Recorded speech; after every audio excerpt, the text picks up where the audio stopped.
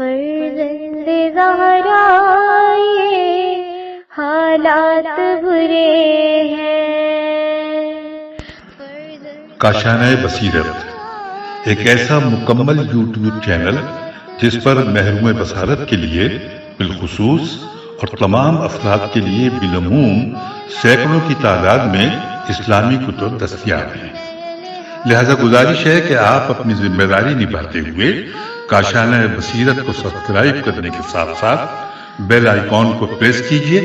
تاکہ آپ علم کے حصول کے ساتھ ساتھ مذہب اہل بیت کی اشاعت میں بھی اہم کردار ادا کرتے رہیں۔ کاشانۂ بصیرت، کاشانۂ بصیرت، کاشانۂ بصیرت۔ فرزند زہرا یہ حالات برے ہیں۔ السلام علیکم ورحمۃ اللہ وبرکاتہ۔ سامعین، آپ سماعت فرما رہے ہیں آئین وہابیت، استاد جعفر سبحانی صاحب کی کتاب۔ آج ہم آپ کے سامنے اس کی 13ویں اور آخری ریکارڈنگ پیش کر رہے ہیں، صفحہ نمبر 199۔ 14واں باب شروع ہو رہا ہے جس کا عنوان ہے خدا کو اولیاء کے مقام اور حیثیت کی قسم دینا۔ وہابی دو قسم کی قسموں کو حرام یا غالباً عبادت میں شرک کا مرتکب ہونا تصور کرتے ہیں، اور یہ نظریہ باقی دوسرے اسلامی فرقوں سے اختلاف نظر کا باعث ہے۔ نمبر 1، خدا کو اولیاء کے مقام اور حیثیت کی قسم دینا۔ نمبر 2، غیر خدا کی قسم کھانا۔ یہاں اس باب میں اس موضوع پر بحث کی جائے گی۔ نمبر 1، شرک اور خدا کو اولیاء کے مقام کی قسم دینا۔ قرآن مجید میں بعض لوگوں کی اس طرح ستائش کی گئی ہے۔ سورہ آل عمران کی آیت نمبر 17 میں، یہ لوگ صبر کرنے والے ہیں، راست باز ہیں، فرمانبردار اور فیاض ہیں، اور رات کی آخری گھڑیوں میں اللہ سے مغفرت کی دعائیں مانگا کرتے ہیں۔ اگر کوئی شخص نصف شب عشاء کی نماز کے بعد قبلہ رو ہو کر خدا کو ان لوگوں کے مقام اور حیثیت کی قسم دے اور کہے، اے خدا، سحر گاہ میں استغفار کرنے والوں کے صدقے میرے گناہوں کو بخش دے، تو اس عمل کو کس طرح عبادت میں شرک کا مرتکب قرار دے سکتے ہیں؟ کیونکہ عبادت میں شرک یہ ہے کہ غیر خدا کی پرستش کریں اور غیر خدا کو خدا یا خدائی کاموں کا مبدأ سمجھیں، جبکہ حقیقت یہ ہے کہ اس دعا میں ہم نے خدا کے علاوہ اور کسی جانب توجہ نہیں کی اور سوائے اس کے کسی اور سے کچھ نہیں مانگا۔ اس لیے اگر اس عمل کو حرام قرار دیا جائے تو شرک کے علاوہ کوئی اور وجہ بھی ہونی چاہیے۔ یہاں پر ہم وہابیوں کو ایک نقطہ بتانا چاہتے ہیں، اور وہ یہ کہ قرآن میں مشرک کو موحد سے الگ کرنے کے لیے البتہ عبادت میں شرک کے لیے ایک اصول بیان کیا گیا ہے، اور اس طریقے سے مشرک کے بارے میں ہر قسم کی من گھڑت تفسیر کے دروازے بند کر دیے گئے۔ قرآنی اصول یہ ہے، سورہ زمر کی آیت نمبر 45 میں، جب اکیلے اللہ کا ذکر کیا جاتا ہے تو آخرت پر ایمان نہ رکھنے والوں کے دل کوڑنے لگتے ہیں، اور جب اس کے سوا دوسروں کا ذکر ہوتا ہے تو یکایک وہ خوشی سے کھل اٹھتے ہیں۔ ایک دوسری آیت میں مشرکوں کو مجرم قرار دیا گیا ہے اور اس طرح ان کی تعریف کی گئی ہے، سورہ صافات کی آیت نمبر 35 اور 36 میں، جب ان سے کہا جاتا ہے کہ اللہ کے سوا کوئی معبود برحق نہیں تو یہ گھمنڈ میں آ جاتے ہیں اور کہتے ہیں، کیا ہم ایک شاعر مجنوں کی خاطر اپنے معبودوں کو چھوڑ دیں؟ ان آیات کے مد نظر مشرک وہ ہے جس کا دل خدا کی یاد سے متنفر ہو جاتا ہو اور جو دوسروں کی یاد یعنی جھوٹے خداؤں کی یاد سے خوش ہو جاتا ہو، یا جو خدا کی وحدانیت کو قبول کرنے کے مقابلے میں گھمنڈ سے کام لیتا ہو اور کسی بھی قیمت پر اس بات کے لیے تیار نہیں ہو تاکہ غیر خدا کی عبادت کو ترک کرے۔ اس معیار کے مطابق وہ شخص مشرک نہیں ہے جو آدھی رات کی تاریکی میں سوائے خدا کے کسی کو نہیں پکارتا، اس کی یاد سے لذت حاصل کرتا ہے، یہاں تک کہ خوب شیر بن کر خود پر حرام یہاں تک کہ خواب شیریں کو خود پر حرام کر لیتا ہے اور اس کی مناجات میں مشغول رہتا ہے، اور خدا کو اس کی درگاہ کے مقبول محب بندوں کی قسمیں دیتا ہے۔ وہ کب خدا کی یاد سے کٹتا ہے اور کب خدا کی وحدانیت کو قبول کرنے کے مقابلے میں گھمنڈ کرتا ہے۔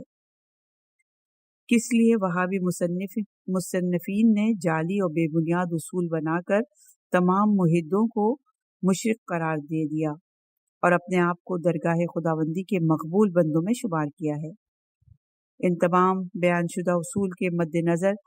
99% अहले क़िबला को मुशरिक और नजदियों को मुहिद करार नहीं दिया जा सकता। ये हमारे इख्तियार में नहीं है कि इबादत में शिर्क की तफसीर बयान करें या जिस तरह चाहें इसकी तफसीर करें और जिसको चाहें मुशरिक करार दें। सफ़र नंबर 201 है और है खुदा को औलिया की कसम देने के सिलसिले में हज़रत अली अलैहिस्सलाम का नज़रिया। हज़रत अली अलैहिस्सलाम की दुआओं में हमें इस किस्म की कस्में बकसरत मिलती हैं। रिवायत से पता चलता है कि जनाब अमीरुल मोमिनीन अलैहिस्सलाम अफ़ज़ल सलात वस्सलाम नमाज तहज्जुद के नवाफिल बजा लाने के बाद ये दुआ पढ़ा करते थे, जो कि सहीफ़ा अलविया जो तबा हुई है इंतिशारात इस्लामी सफ़ा नंबर 37 पर है। ऐ मेरे परवदिगार, मैं तुझसे सवाल करता हूँ, शख्स के एहतराम में जो तौबा से तेरी पनाह में है और जिसने तेरे अलावा किसी और की पनाह का तसव्वुर भी नहीं किया, तेरी इज्जत का वास्ता देता हूँ और तेरे साए में है, वो तेरे साए में है और तेरी ही रस्सी को पकड़े हुए है, और जिसने तेरे अलावा किसी और से दिल नहीं लगाया। वो अब आगे ये दुआ बयान की जाती है कि जो हज़रत अली ने अपने एक दोस्त को बताई थी। ये भी सहीफ़ा अलविया की सफ़ा नंबर 51 पर है। तर्जुमा है कि बारेलाहा तुझसे सवाल करने, दुआ करने और तेरी पनाह हासिल करने वालों के सदक़े मैं और तेरी बारगाह में खुशू करने, दुआ करने वालों और तेरी इबादत करने वाले और हर इस बंदे के सदक़े में जो खुशकी, पानी, सहराओं, पहाड़ और दीगर मकामात पर तेरी इबादत और परस्तिश करता है, तुझको पुकारता है, बिल्कुल इस शख्स की माने जिसकी परेशानियां अपनी इंतहा को पहुंच गई हैं। काबिल गौर और फिक्र बात यह है कि बारगाह खुदाबंदी में इस किस्म की रूह अफ़ज़ा मुनाजात और अपनी ज़िल्लत और पस्ती का इजहार तौहीद के अक़ीदे को मजबूत और मुस्तहकम बनाने की बजाय क्यों कर शिर्क का इर्तिकाब कहलाया जा सकता है। ये मुनाजात जो दर हकीकत खुदा के नेक और परहेजगार बंदों से इज़हार मोहब्बत और खुदाबंद की तरफ तहे दिल से मुतवज्जे होने की दलील है, इसे क्यों कर शिर्क के नाम से ताबीर किया जा सकता है। ज़रूरत इस अमर की है कि कुफ्र और शिर्क के इन इल्ज़ामात से दूर रहकर जो वहाबियों की कुतुब में भरे पड़े हैं, मज़कूरा मसले को एक दूसरे ज़ाविये निगाह से परखा जाए, और शायद यही वजह है कि वहाबियों से ताल्लुक़ रखने वाले वो उलमा जिन्होंने मियाना रवी को अहमियत दी है, उन्होंने खुदा को औलिया कराम की कसम देने के मौजू को मकरूह करार दिया है। यानी इन उलमा ने सनाई के बरक्स, जो कि शिद्दत पसंद है, जिसने मज़कूरा मसले को कुफ्र और शिर्क से ताबीर किया, इस मसले के बारे में कुफ्र और शिर्क के अल्फाज इस्तेमाल नहीं किए। अब जबकि हमारी बहस के बारे में इस अमर की वजाहत हो चुकी कि इस मौजू के बारे में ये बताना ज़रूरी है कि आया वो हराम और मकरूह है या नहीं, ज़रूरी मालूम होता है कि हम इस ज़िम्न में ऐसे दलाइल पेश करें जो इस किस्म के तवस्सुल के जवाज़ को साबित कर सकें। सफ़ा नंबर 203 उन्वान इस्लाम में इस किस्म के तवस्सुल का वजूद। इस्लामी रिवायत में इस किस्म के तवस्सुल का बकसरत जिक्र मौजूद है, और ये मुस्तनद इस्लामी रवायात जो जनाब रसूल अकरम सल्लल्लाहु अलैहि वसल्लम और आइम्मा ताहिरीन अलैहिस्सलाम के हवाले से बयान की गई हैं, इनकी मौजूदगी में इस किस्म के तवस्सुल को ना तो हराम कहा जा सकता है और ना ही मकरूह। जनाब रसूल खुदा सल्लल्लाहु अलैहि वसल्लम का नाबीना शख्स को यह दुआ पढ़ने की तलकीन करना कि अल्लाहुम्मा इन्नी असलुका व तवज्जह इलैका नबी का मोहम्मद नबी रहमत, और ये सुनन इब्न माजा की जिल्द नंबर 1 सफ़ा नंबर 44 पर है। अबू सईद खुज़री का रसूल अकरम सल्लल्लाहु अलैहि वसल्लम से दुआ का नकल करना कि अल्लाहुम्मा इन्नी असलुका बिहक़्क़ि साइलीना अलैका व असलुका बिहक़्क़ि ममाती हाज़ा, और ये भी सही इब्न माजा जिल्द नंबर 10 सफ़ा नंबर 262 पर है, और मसनद अहमद की जिल्द नंबर 30 में भी है। हज़रत आदम का इस अंदाज से तौबा करना कि असलों का बेहक़ के मोहम्मदिन इल्ला गफरत ली। जनाब रसूल खुदा सल्लल्लाहु अलैहि वसल्लम का हज़रत अली अलैहिस्सलाम की वालदा को दफन करते वक्त ये कहना कि अग़फ़िरली फ़ातिमा बिन्ते असद व वासिया अलैहा मुदखलहा बिहक़्क़ि नबिय्यिका वल अंबिया लज़ीना मिन क़ब्ली, ये वो इबारतें हैं जिनमें अगरचा ज़ाहिरन कोई ऐसा लफ्ज़ दिखाई नहीं देता जिसकी वजह से इसे कसम कहा जाए, ताहम इन जुमलों के हकीकी मायने खुदा को औलिया के सदक़े की कसम देने ही के हैं। इसके अलावा वो दुआएं जो सहीफ़ा सज्जादिया में चौथे इमाम अलैहिस्सलाम के हवाले से बयान की गई हैं, वो भी इसी तवस्सुल के जवाज़ का मुकम्मल और वाज़ेह सबूत है, इसलिए कि सहीफ़ा सज्जादिया की दुआओं का मफ़हूम कलमात की फसाहत और इनके मानवी बलागत हमें इस शक से बेनियाज कर देती है कि हम ये सोचें कि मज़कूरा सहीफ़े का ताल्लुक़ इमाम अलैहिस्सलाम से नहीं है। इमाम ज़ैनुल आबिदीन अलैहिस्सलाम माह ज़िलहिज्जा की 9 तारीख को खुदा के हुजूर इस अंदाज से राज व न्याज फरमाते हैं। सहीफ़ा सज्जादिया की दुआ नंबर 47, ए खुदा, इन तमाम लोगों के सदक़े में जिनको तूने अपनी तमाम मखलूक में से इंतखाब किया है और अपने लिए इंतखाब किया है, इन तमाम लोगों के सदक़े में जिनको तूने लोगों में साहिब इख्तियार बनाया और उनको अपने से आशनाई पैदा करने के लिए पैदा किया, इन पाक लोगों के सदक़े में जिनकी इताअत करने को अपनी इताअत और जिनसे दुश्मनी रखने को खुद अपने से दुश्मनी रखने के बराबर समझा है। इमाम अलैहिस्सलाम ने जब अपने जद्द अमजद हज़रत अली अलैहिस्सलाम अमीरुल मोमिनीन की कब्र की ज़ियारत की तो इसके आखिर में ये दुआ पढ़ी, ज़ियारत अमीनुल्लाह बारिल्लाह, मेरी दुआ और इबादत को कबूल फरमा और हज़रत मोहम्मद सल्लल्लाहु अलैहि वसल्लम, हज़रत अली अलैहिस्सलाम, बीवी फ़ातिमा ज़हरा सलामुल्लाह अलैहा, इमाम हसन अलैहिस्सलाम, इमाम हुसैन अलैहिस्सलाम के सदक़े में मुझे अपने नेक बंदों में शामिल कर। ये सिर्फ हज़रत इमाम ज़ैनुल आबिदीन अलैहिस्सलाम, इमाम जाफ़र सादिक़ अलैहिस्सलाम ही नहीं है जो अपनी दुआओं में खुदा को इसके मुक़र्रब बंदों की कसम देते हैं, बल्कि तमाम आइम्मा ताहिरीन अलैहिस्सलाम की दुआओं में इस किस्म के तवस्सुल का वजूद नज़र आता है। जनाब सैयदुश शुहदा इमाम हुसैन अलैहिस्सलाम एक दुआ में फरमाते हैं, ए खुदा, मैं तुझे कसम देता हूँ अपने कलाम पाक, मुक़द्दस मराकिज़, ज़मीन और आसमान के साकिनीन, अंबिया और अपने औलिया के तुफ़ैल, मेरी दुआ को कबूल फरमा, क्योंकि मैं मुश्किलात में हूँ। तुझसे चाहता हूँ कि मोहम्मद और आले मोहम्मद सल्लल्लाहु अलैहि वसल्लम पर दुरूद और रहमत नाजिल फरमा और मेरे काम को आसान कर। इस किस्म की दुआओं की तादाद इस कदर ज़्यादा है कि इन सब को यहाँ बयान करना मुश्किल है, लिहाजा हम अपनी बहस को मुख्तसर करते हुए वहाबियों के दलाइल और एतराज़ात के जवाबात की तरफ आते हैं। सफ़ा नंबर 206, उन्वान वहाबियों के एतराज़ात। पहला एतराज़, उलमाए इस्लाम इस बात पर मुत्तफ़िक़ हैं कि खुदा को इसकी मखलूक या मखलूक के वास्ते की कसम देना हराम है, और ये रिवायत कशफुल इर्तियाब सफ़ा नंबर 32 मनकूल अज़ हदिया सुन्निया। इजमा के मायने ये नहीं कि उलमाए इस्लाम किसी ज़माने या हर ज़माने में अहकाम से किसी हुक्म के बारे में मुत्तफ़िक़ हो जाएं। इस सूरत में अहले सुन्नत के उलमा के नज़रिए के मुताबिक ये इत्तिफ़ाक़ नज़र खुद एक हुज्जत इलाही है, और शिया उलमा के नज़रिए के मुताबिक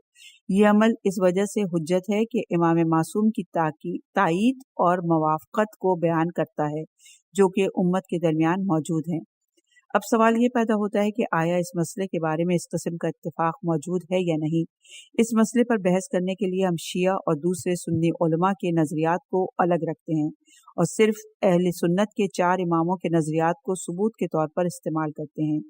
क्या अहले सुन्नत के इन 4 इमामों ने इस किस्म के तवस्सुल के हराम होने का कोई फतवा दिया है? अगर इस किस्म का कोई फतवा मौजूद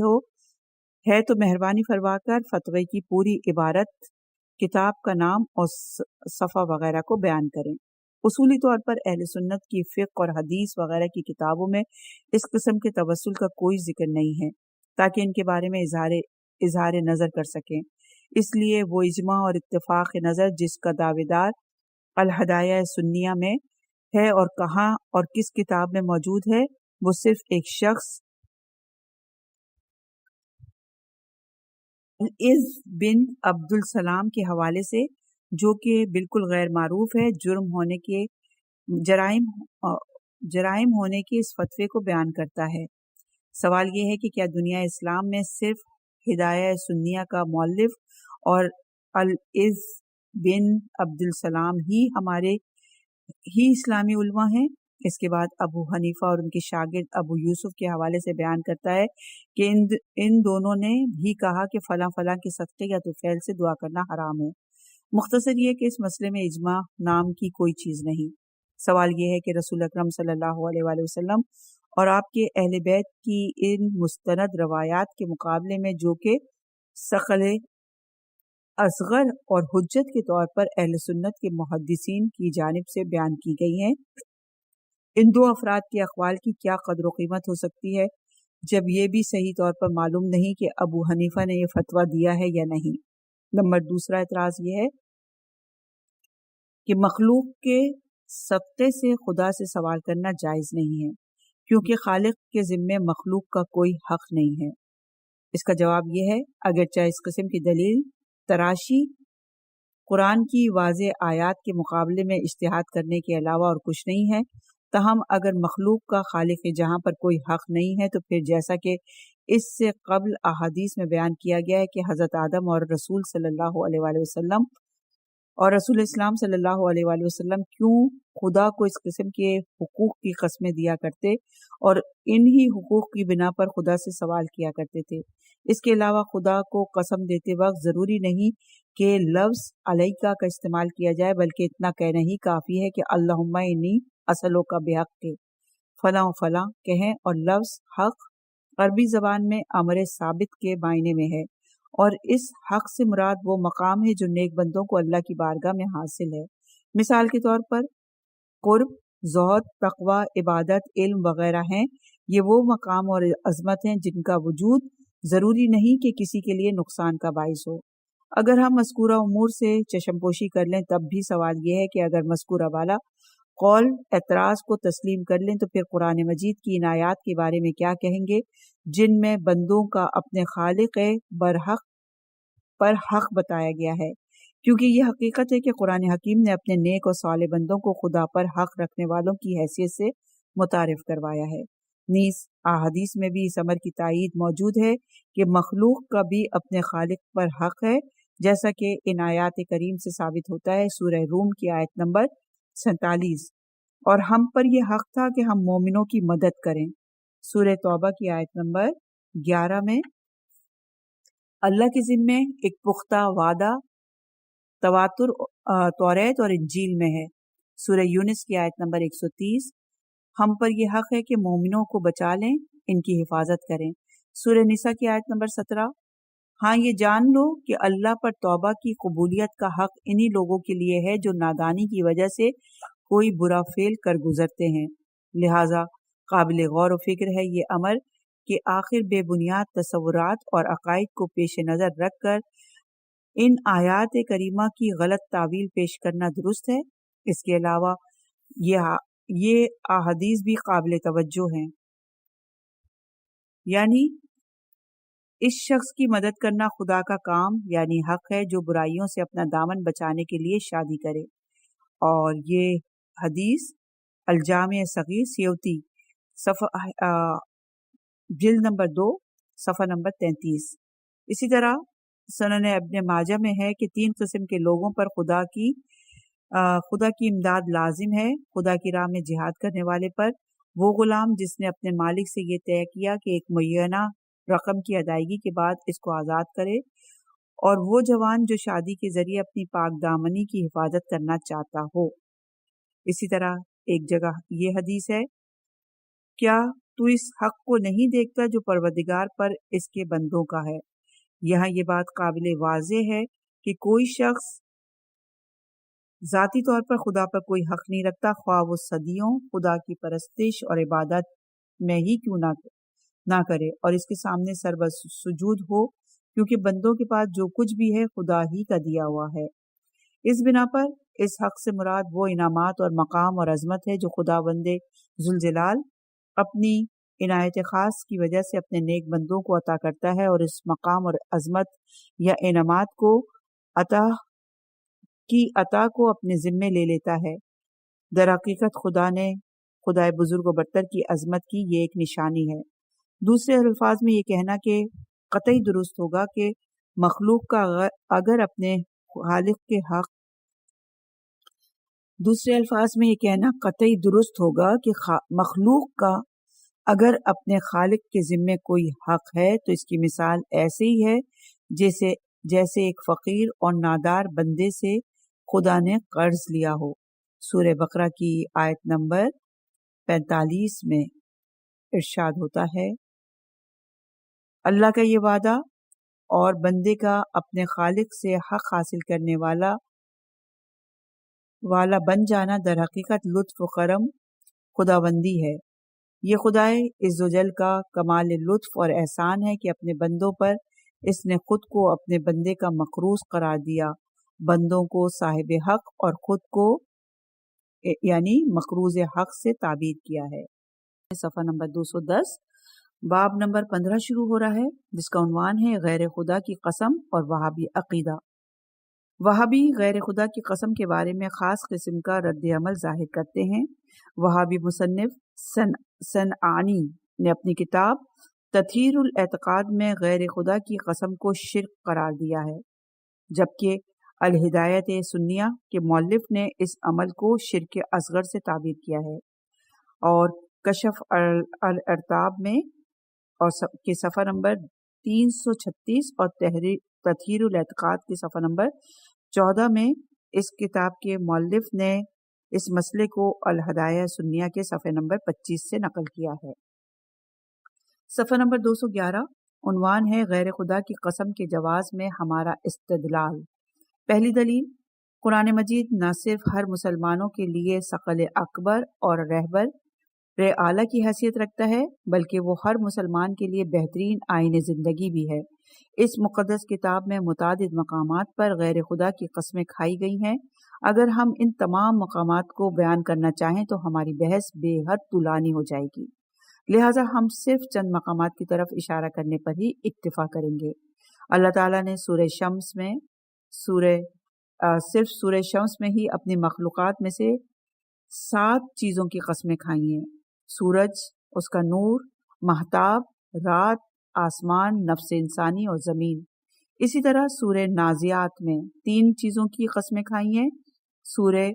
مرسلات میں 2 چیزوں کی قسمیں کھائی ہیں، سورہ بروج اور سورہ طارق، سورہ قلم، سورہ عصر اور سورہ بلاد میں بھی خدا نے مختلف اشیاء کی قسمیں کھائی ہیں۔ ان قسموں کی چند مثالیں پیش ہیں: والتین والزیتون وطور سینین وہذا البلد الامین، قسم ہے انجیر اور زیتون کی اور طور سینا کی اور اس شہر کی جو جائے پناہ ہے۔ اسی طرح واللیل اذا یغشی والنہار اذا تجلی، اور قسم ہے دن کی جب اسے چمکا دے اور رات کی جب اسے ڈھانک دے۔ اسی طرح والفجر واللیال عشر والشفع الوتر واللیال اذا یسر، صبح کی قسم اور 10 راتوں کی اور جفت اور طاق اور رات کی جب آنے لگے۔ اسی طرح والطور وکتاب المسطور فی رق المنشور والبیت المعمور والشفع المرفوع والبحر المسجور، قسم ہے طور کی اور اس کتاب کی جو کشادہ اوراق میں لکھی ہوئی ہے، اور بیت معمور کی جو کعبے کے سامنے فرشتوں کا قبلہ ہے، اور اونچی چھت آسمان کی جو جوش اور خروش والے سمندر کی یہاں پہ صرف ترجمہ ہے۔ اے رسول تیری جان کی قسم، یہ لوگ یعنی قوم لوط اپنی مستی میں مدہوش ہو رہے تھے۔ کیا ان مسلسل قسموں کے بیان میں جس کا ذکر قرآن مجید میں بیان کیا گیا، کوئی یہ کہہ سکتا ہے کہ غیر خدا کی قسم کھانا شرک و حرام ہے؟ قرآن مجید ہدایات کا بہترین نمونہ ہے۔ اگر اس میں ذکر شدہ باتوں پر عمل کرنا حرام تھا تو ضروری تھا کہ اس بات کی تائید کی جاتی کہ اس قسم کی قسمیں کھانے کا حق صرف خدا کو ہے۔ کچھ بے ذوق لوگ جن کو مقاصد قرآنی کی اطلاع نہیں ہے، جواب یہ دیتے ہیں کہ ممکن ہے کہ جو باتیں خدا کے لیے مناسب ہوں وہی باتیں اس کے علاوہ کسی اور کے لیے مناسب نہ ہوں، لیکن مذکورہ نظریے کا جواب واضح ہے کیونکہ اگر حقیقت میں غیر خدا کی قسم کھانا شرک اور غیر خدا کو خدا سے تشبیہ دینا ہے، تو پھر کیوں خود خدا اعلیٰ، پھر خود خدا علی الاخلاق علی الاطلاق، دوبارہ پڑھتے ہیں اس جملے کو، پرنٹنگ کی غلطی ہے، اور غیر خدا کو خدا سے تشبیہ دینا ہے، تو پھر کیوں خود خدا علی الاطلاق اور شرک صغیر کا مرتکب ہو گیا ہے؟ کیا یہ صحیح ہے کہ خدا عملی طور پر اپنے لیے کسی شریک کا قائل ہو جائے اور اپنے علاوہ کسی اور کو شریک بنانے سے روکے؟ دوسری دلیل، خود رسول اکرم صلی اللہ علیہ وآلہ وسلم نے بھی غیر خدا کی قسم کھائی ہے۔ اس سلسلے میں کچھ احادیث بیان کی جاتی ہیں۔ صحیح مسلم سے ایک حدیث ہے کہ، اور صحیح مسلم کی کتاب الزکوٰۃ جز نمبر 3 صفحہ نمبر افضل صدقہ، ایک شخص حضور کی خدمت میں آیا اور اس نے کہا، رسول خدا، کون سے صدقے کا انعام زیادہ ہے؟ آپ نے فرمایا، تیرے باپ کی قسم تجھے بتاتا ہوں، اور وہ یہ ہے کہ ایسی صورت میں صدقہ کرنا جبکہ خود سالم ہو اور صدقہ دینے والی چیز کو عزیز رکھتے ہو، لیکن فقر سے ڈرتے، یعنی فقر فاقہ تنگ دستی سے ڈرتے اور مستقبل کی زندگی کی فکر میں ہو۔ اسی طرح صحیح مسلم سے ایک اور حدیث جس کا ترجمہ یہ ہے کہ نجد کا رہنے والا ایک شخص حضور اکرم صلی اللہ علیہ وآلہ وسلم کی خدمت میں آیا اور اسلام کے بارے میں سوال کیا۔ حضور نے فرمایا کہ یہ باتیں اسلام کی بنیاد ہیں۔ نمبر 1، شب و روز میں 5 مرتبہ نماز۔ نجدی نے پوچھا، کیا اس کے علاوہ بھی نمازیں ہیں؟ آپ نے فرمایا، کیوں نہیں، مستحب نمازیں ہیں۔ نمبر 2، رمضان کے روزے۔ اس شخص نے پوچھا، کیا اس کے علاوہ بھی روزے ہیں؟ آپ نے فرمایا، ہاں، مستحب روزے۔ نمبر 3، زکوٰۃ۔ اس شخص نے پوچھا، کوئی اور زکوٰۃ بھی ہے؟ آپ نے فرمایا، ہاں، مستحب طور پر۔ وہ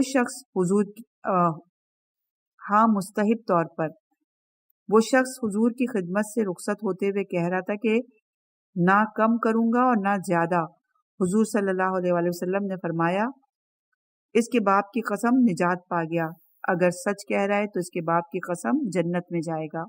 اور یہ روایت مسند احمد حنبل جلد نمبر 5 صفحہ نمبر 225 پر ہے۔ جان عزیز کی قسم، اگر تم امر بالمعروف اور نہی عن المنکر کے لیے بولو تو تمہارا یہ بولنا تمہارے خاموش رہنے سے کہیں بہتر اور افضل ہے۔ ایک حدیث کا ترجمہ یہ بھی ہے۔ صفحہ نمبر 215 ہے، عنوان ہے اہل سنت کے 4 گانا مذاہب اور غیر خدا کی قسم۔ وہابیوں کے دلائل پر بحث سے قبل ضروری ہے کہ اہل سنت کے 4 مذاہب کے ائمہ نے غیر خدا کی قسم کے مسئلے کے بارے میں جو فتوے دیے ہیں ان کا جائزہ لیا جائے۔ حنفی معتقد ہیں کہ تیرے باپ یا تیری زندگی وغیرہ جیسی قسمیں کھانا مکروہ ہیں، جبکہ شافعی یہ عقیدہ رکھتے ہیں کہ غیر خدا کی قسم صرف اس صورت میں جبکہ سچی نہ ہو مکروہ ہے۔ مالکی کہتے ہیں کہ بزرگان دین اور دیگر دینی مقدسات جیسے رسول خدا، خانہ کعبہ اور قرآن مجید میں ہے کہ ایک نظریے کے مطابق ان کی قسم کھانا مکروہ ہے، جبکہ دوسرے نظریے کے مطابق حرام ہے۔ ہاں، البتہ بزرگان دین اور دینی مقدسات کا احترام ضروری ہے۔ حنبلی یہ عقیدہ رکھتے ہیں کہ خداوند عالم اور اس کی صفات کی قسموں کے علاوہ دیگر تمام قسمیں، خواہ وہ قسم رسول خدا یا ان کے کسی ولی ہی کی کیوں نہ ہو، حرام ہے۔ اور یہ روایت جو ہے المذاہب الاربع کتاب الیمین جلد نمبر 1 صفحہ نمبر 75 پر۔ ان تمام فتوے قرآن مجید کی آیات، سنت رسول اور اولیاء کرام سے متعلق خصوصی مقابلے میں ایک قسم کا اجتہاد ہے، اور اہل سنت میں کیونکہ اجتہاد کا دروازہ بند ہو چکا ہے، لہٰذا عصر حاضر کے اہل سنت کے پاس سوائے اس کے کوئی راہ نہیں کہ وہ ان 4 اماموں میں سے کسی ایک کی پیروی کریں۔ پھر ان تمام باتوں کو نظر انداز کرنے کے ساتھ ساتھ اگر ہم اس بات کو بھی نظر انداز کر دیں کہ قسطلانی نے ارشاد الساری میں ماہ لیلیہ کے حوالے سے اس کی کراہت کو بیان کیا ہے۔ پھر باوجود یہ کہ یہ بات واضح مسلم نہیں ہے کہ حنبلی گروہ نے اس قسم کی قسم کو حرام قرار دیا، کیونکہ ابن قدامہ اپنی کتاب المغنی، جس کو اس نے فقہ حنبلی کے احیا اور فروغ کے لیے مختص کر رکھا تھا، اس میں لکھا کہ ہمارے بعض دوستوں کا کہنا ہے کہ جناب رسول خدا صلی اللہ علیہ وآلہ وسلم کی قسم کھانا ایسی قسم ہے جس کو توڑنے پر کفارہ ادا کرنا ضروری ہوتا ہے۔ پھر موصوف نے احمد کے حوالے سے بتایا کہ جو شخص رسول خدا صلی اللہ علیہ وآلہ وسلم کی قسم کھائے اور اسے توڑ دے تو ایسی صورت میں کفارہ ادا کرنا چاہیے۔ اس لیے جناب رسول اکرم صلی اللہ علیہ وآلہ وسلم کا حق ادا کرنا شہادت کی بنیادوں میں سے ایک اہم بنیاد ہے۔ تب بھی یہ بات واضح ہو جاتی ہے کہ اہل سنت کے 12 اماموں میں سے کسی نے بھی اس قسم کی قسم کو قطعی طور پر حرام قرار نہیں دیا۔ بہرحال اہل سنت کے چاروں ائمہ کے نظریات کو جاننے کے بعد ہم ان احادیث کو بیان کرنا ضروری سمجھتے ہیں جن کو بہانہ قرار دے کر وہابیوں نے ناحق بے گناہوں کا خون بہایا۔ وہابیوں نے 1216 ہجری میں پھر 1259 ہجری میں کربلا معلی پر حملہ کیا تھا اور وہاں بسنے والے چھوٹے بڑوں کا قتل عام کیا اور کسی پر رحم نہیں کھایا، بلکہ بتایا جاتا ہے کہ 3 دن کے اندر وہابیوں نے 6000 افراد کو موت کے گھاٹ اتار دیا اور امام حسین علیہ السلام کے روضہ مبارک کی تمام چیزوں کو یزید کی فوج کی طرح لوٹا بھی تھا۔ کیوں؟ صرف اس وجہ سے کہ یہ لوگ اولاد رسول صلی اللہ علیہ وآلہ وسلم کی قسمیں کھایا کرتے تھے۔ صفحہ نمبر 217 وہابیوں کی احادیث۔ پہلی حدیث، جناب رسول اکرم صلی اللہ علیہ وآلہ وسلم نے سنا کہ حضرت عمر اپنے باپ کی قسم کھاتے ہیں، چنانچہ حضور صلی اللہ علیہ وآلہ وسلم نے فرمایا،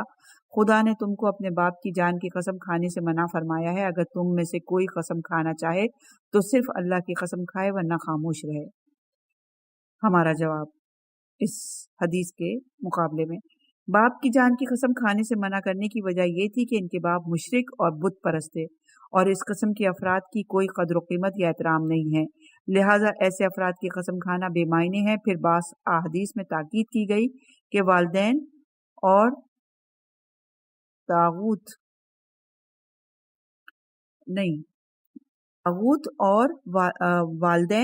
اربوں کے بتوں کی قسم نہ کھاؤ، اور یہ ہے سنن الکبریٰ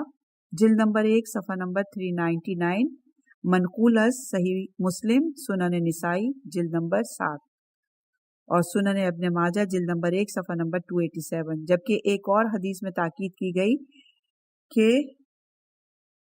سنن نسائی میں جلد نمبر 7 میں وَلَا تَحَلْفُوا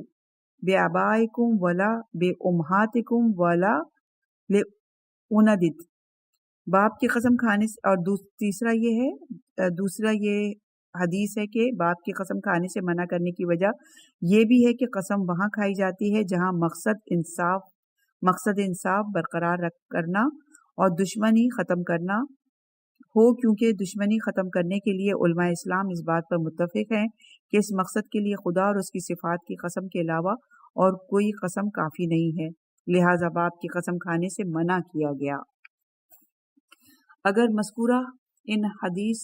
کے قرائن کو پیش نظر رکھا جائے تو پھر کیوں کر یہ کہا جا سکتا ہے کہ جناب رسول اکرم صلی اللہ علیہ وآلہ وسلم نے اولیاء خدا اور دیگر مقدسات کی قسم کھانے سے منع فرمایا؟ اس لیے کہ یہ قرائن اس امر کا واضح ثبوت ہے کہ یہ ممانعت خاص وجوہات کی بنا پر ہے۔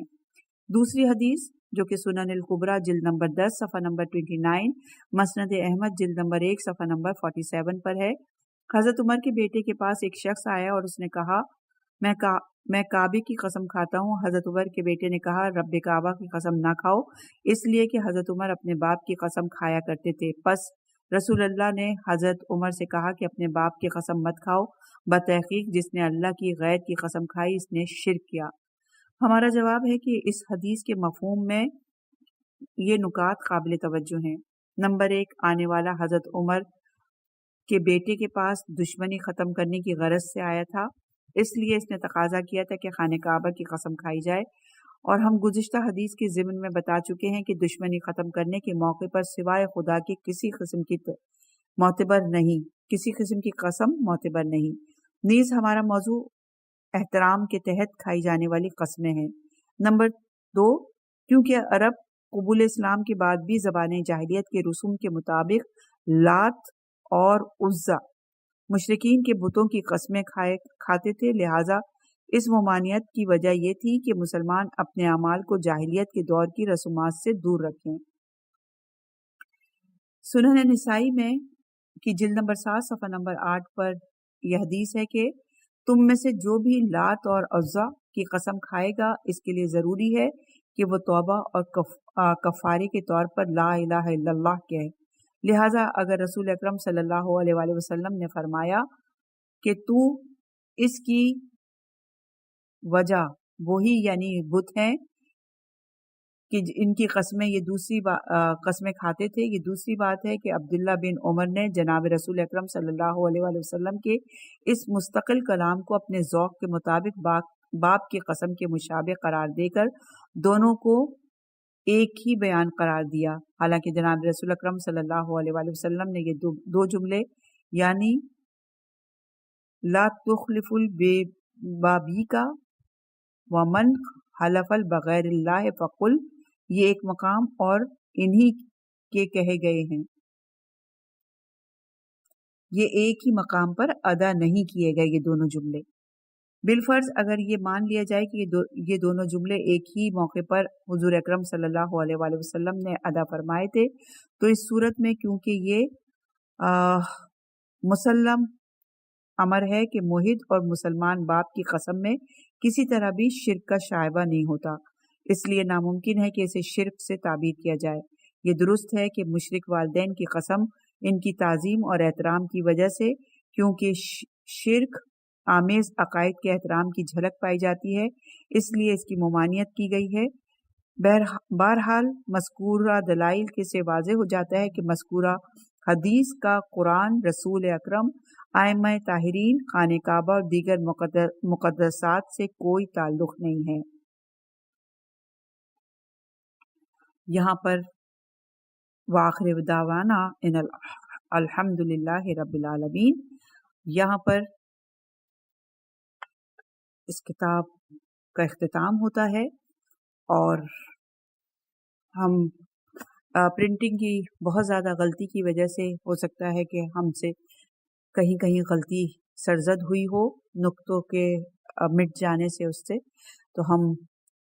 اپنے پروردگار کے حضور، ائمہ طاہرین کے حضور دستبستہ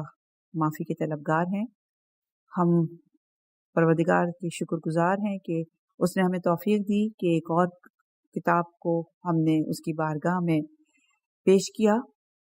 ائمہ طاہرین سے اپنے لیے دعا کے طلبگار ہیں، اور یہ کتاب ہمارے مرحومین، ہمارے لیے اور دیگر تمام سننے والوں کے مرحومین کے لیے توشہ آخرت ثابت ہو، آمین اللہ۔